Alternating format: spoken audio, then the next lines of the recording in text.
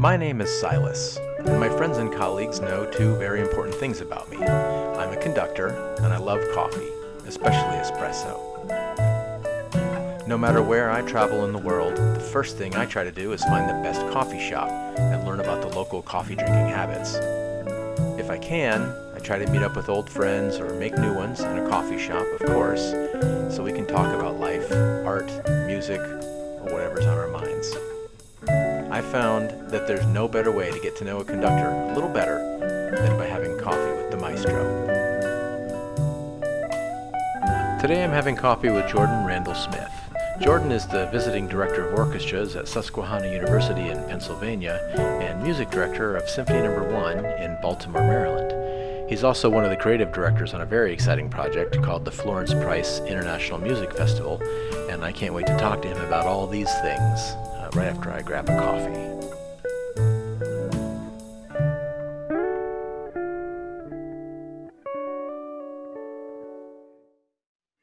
Hey Jordan, what's up? Hey Silas, good to see you. Nice to see you too. I don't know if you have your morning beverage ready, but I'm sipping an espresso right now. I do. I'm working on my water. I actually, this might be something fun to get into. I have kind of halfway kicked coffee this summer, which is crazy. I'm a very big coffee drinker, but I've slowly moved away. I haven't had any yet today, and this is probably the 5th day out of the last week that I have chosen not to partake. You're a brave man. For years, I insisted that I was not addicted to caffeine. But the thing is, I can drink an espresso at midnight and then go right to sleep afterwards. That is an indication of a problem. And then if I don't drink espresso in the morning, I get a headache in the afternoon. So I'm definitely addicted. But of all the things to be addicted to, it is a good one. I mean, of all the things, I just remember a really eye-opening podcast I listened to. This is probably going on about 10 years ago now. And this changed my coffee habits initially to where I continued to drink it regularly, but moved it to the mornings. I read about how, by comparison, the half-life of the effects of alcohol is about an hour, hour and a half, 90 minutes or so, whereas the half-life of caffeine is 12 hours. And when I heard that, I was really shocked. And so that immediately made me change my habits to where I really just stopped drinking any caffeinated beverages after noon. Oh. And so I've been a very heavy coffee drinker for all these years, but just up until noon, and then I cut it off. But this summer, I'm sort of doing a little bit of a detox. So so far, it seems to be going pretty well. I was going to say, you look great. You look like you've lost weight. Oh, well, thanks. I've been trying to use my, the Corona time where none of us are getting to conduct this summer. So I've been trying to come up with other ways to keep myself busy. So I've been trying to cook and exercise a little bit more. Oh, that's good. Me too, actually. Yeah. And I think I've been eating well. I might be down like 3 pounds this summer, which is ironic because I've been eating, I think, more. And I just started baking bread, so I'm probably going to get it right back. Yeah.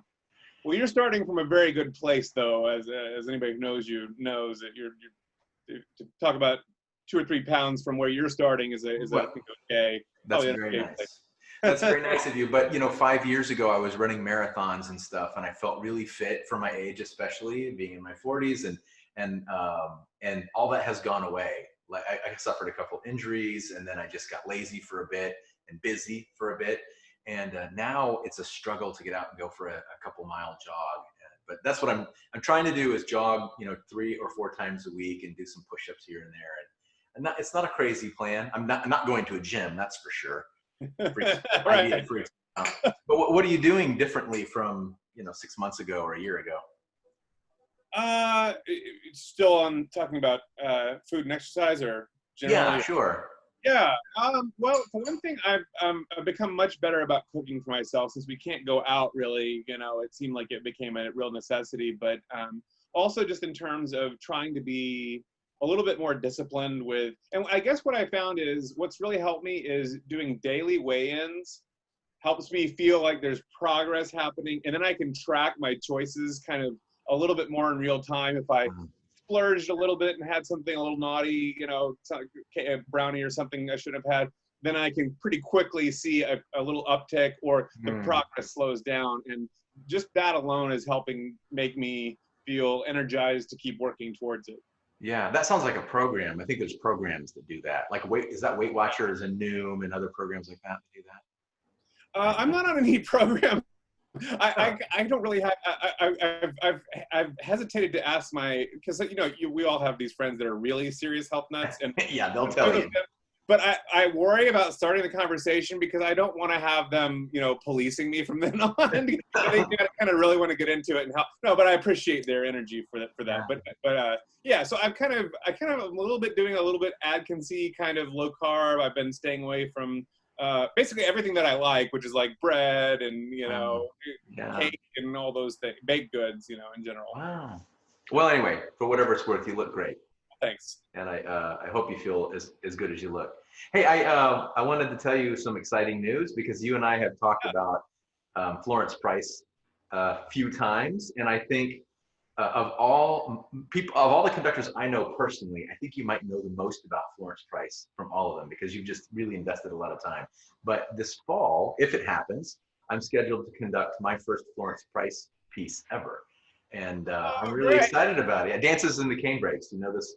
Yes, Yeah. absolutely. Fantastic. I think that concert will probably get postponed until next spring. But at any rate, it'll happen at some point, and it'll be my first personal, not my first personal experience with her music, but the first time conducting it. So that's cool.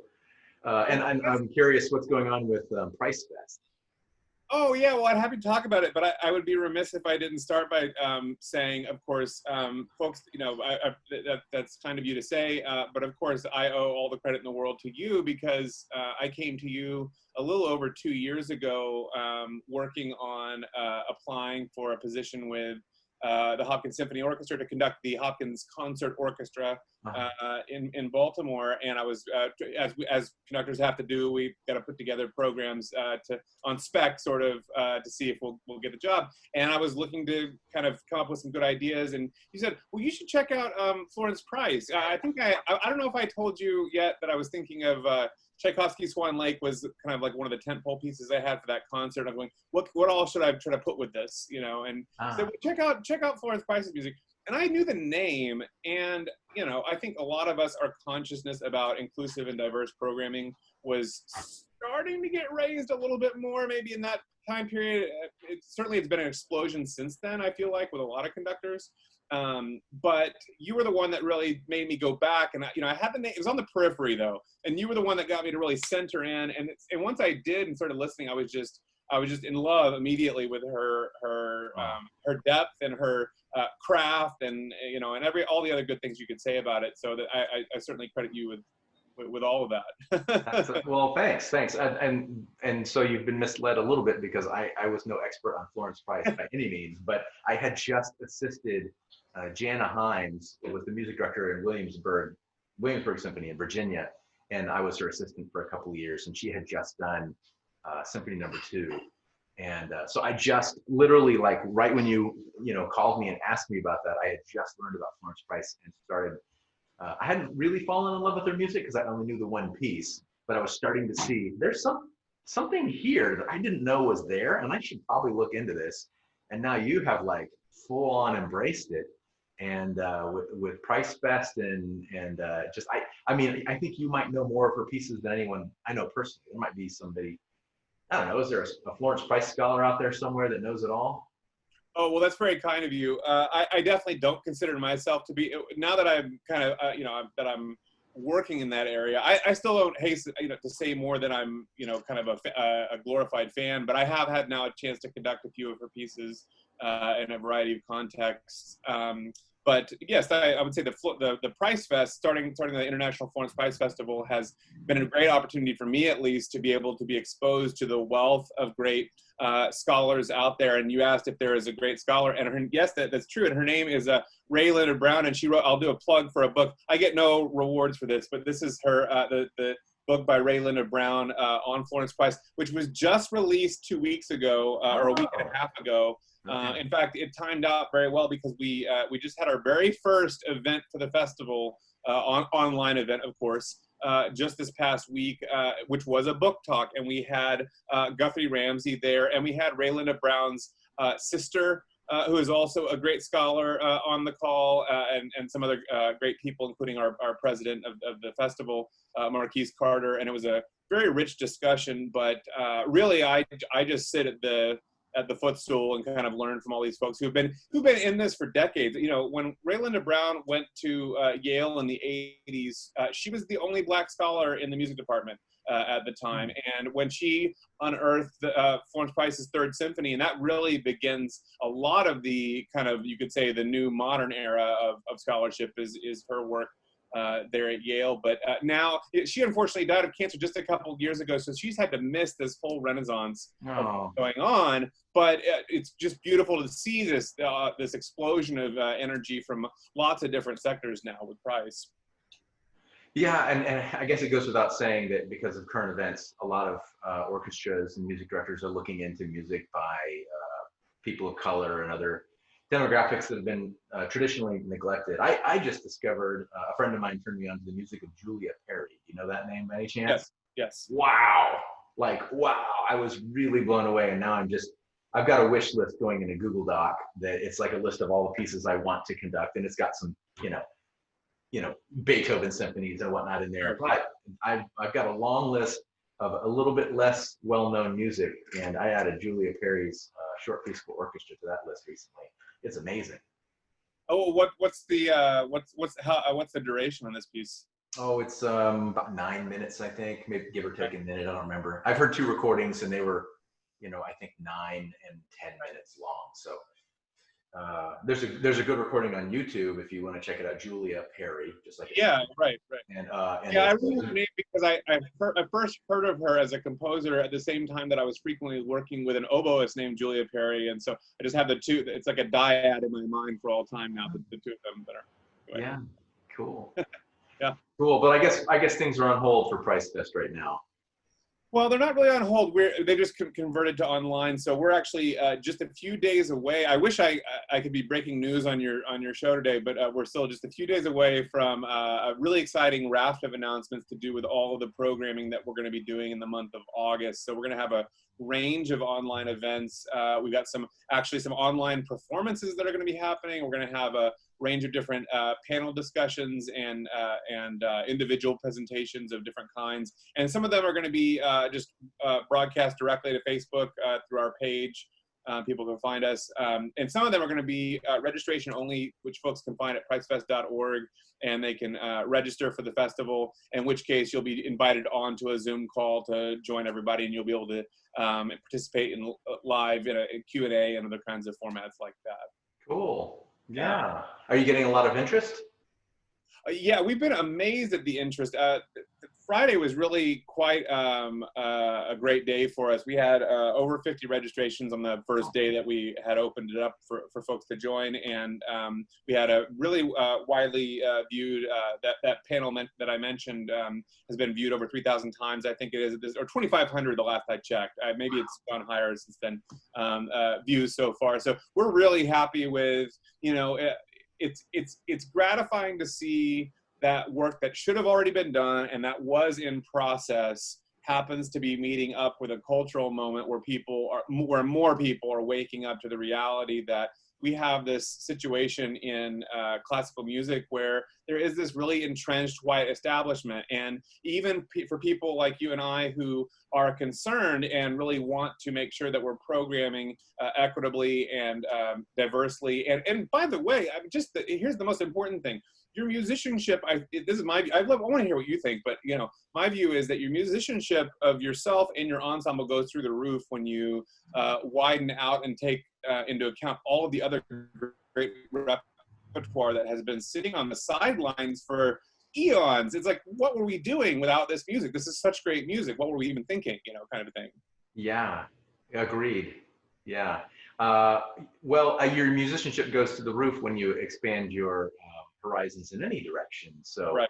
Classical musicians who get into jazz or pop music, or jazz musicians who learn Baroque style. I mean, anything like that. And there are Baroque ensembles that are amazing. And then they try to play something romantic and they stink at it. So obviously, anyone who learns new repertoire, they're unless it's bad repertoire. But there's a ton of, I'm always like in awe of how much repertoire is in the world and how I'll never get to it all. So I have to prioritize. Like I'm never going to conduct all the Bach cantatas. I think probably not. And so I've given up studying some of the Bach cantatas because there's other stuff I want to focus on. But even if your thing is 20th century music, like it's a bottomless pit. And then there's all this stuff from the 19th century. So you're right. I concur. And I do think it's oh geez, this conversation could go on forever, but programming is such a tricky business nowadays because if you're sensitive to this kind of stuff that you're talking about, then your board of directors goes, but when are we going to hear a Tchaikovsky symphony again? I love Tchaikovsky, and they're not wrong. Tchaikovsky symphonies are great, some of the best. So you have to, I find it very difficult to figure out how to program and cover all the bases, which we can't do, and make everyone happy, which we also can't do, and challenge the orchestra appropriately, which is very difficult, and also challenge ourselves, also difficult. And we all are good at something specific. I think I'm really good at this genre or this composer's music, but I can't just program that because I'm good at it, and I'll never get good at other things. I don't. Anyway. Yeah, it's hard. It is hard. Hey, where in the world are you, by the way? Are you in Baltimore? I am not. I live in central Pennsylvania now. I moved here last year when I took up at Susquehanna University. So I am right along the Susquehanna River, and it's just this gorgeous, we call it the Susquehanna River Valley, and it's just this gorgeous area of the country that I don't understand how it's not just the world's greatest tourist destination, at least like with, like if you just want to travel in state or something like that. I mean, people do travel here for sure, but it's just a never ending supply of beautiful scenery in every direction, and hiking and river and biking and all that kind of stuff, swimming and all those things. So it's I don't know. I don't know Pennsylvania very well, but last year, I guess it was last year, I had a gig in West Virginia, and then I rented a car and I drove from West Virginia to New York, and I spent a couple of days. I went to the Gettysburg. I went to Gettysburg. I went to Lancaster. I just kind of drove around the countryside, and I was really impressed with it. I remember thinking the same, like, why don't more people come here? I think a lot of people do go there, but I thought, like, I now that I live in Lawrence, Kansas, where I am now, and now that I live in the middle of the country, I don't know when I'll get back there. But when I lived in New York City, I should have taken advantage of Pennsylvania more, I think. Yeah, I think that's one of the things I'm trying to do now. But there is an interesting almost paradox, because if there's too many things, you almost get option paralysis if there's too. So I can understand if you're living in New York that you're gonna you have so many things in a 3-block radius that it's hard to even. I mean, I felt like that I lived in Baltimore for 7 years, and I still don't know that I know all the cool places that were 3 blocks or closer. There were still things that I think I probably didn't get around to seeing. Well, now I have the opposite problem. I live in Lawrence, Kansas, which is a charming small city in a giant state with not very many people. But now I'm trying to find all the things in Kansas or Missouri. I live close to Missouri and not too far from Nebraska and Oklahoma. And I'm trying to find all the things around here to do. But you have to drive kind of a long way. Yeah. And, no offense to my neighboring states or to Kansas, but sometimes the payoff, I drove 5 hours and I've been here for 20 minutes and it's done. I'm done. Now what? So actually, because all, flights and travel and gigs and everything have been canceled for the summer, here in a couple of weeks, my wife and I are going to drive around a little bit because we feel like that's relatively safe at the moment. Right. We're going to go see some of those sites because there's some cool stuff, but you have to want to go there. Yeah. What can you give me a little of the flavor of what kinds of different things come to mind? Well, there's a lot of natural beauty. There's some rock formations and state parks and lakes and things like that. A lot of flat land in Kansas, of course. And then if you're into like Old West history, there's Dodge City, which is pretty cool, and some other historic places and beautiful, charming country towns. But it depends on your flavor, because if you like action and you like the arts and the culture and stuff like that, you go to New York City, right? San Francisco, Chicago. Now, if you want to go to some little town and eat scrambled eggs in a diner that's been there for 100 years, yeah, might be for you. And my wife and I have lived on both the coasts and in New York City and Washington, D.C. and Boulder, Colorado, on the foot of the Rocky Mountains. So living here in the plains, it's kind of You really made the rounds. Yeah, a little bit. I think, is there anywhere we haven't lived? We haven't lived in the far north. Okay. Kansas is considered Midwest, but not like Wisconsin. And we haven't lived in the deep South, but otherwise we've kind of done. I've never been to the Pacific Northwest. That's a thing I'd like to do. Yeah. When it's safe. Beautiful area. Yeah. I'm sure. Hey man, I think our time is running out here, so I'm gonna say goodbye officially, but maybe we can hang out and talk for a couple minutes. All right, sounds great. All right. Thanks so much. Nice seeing you.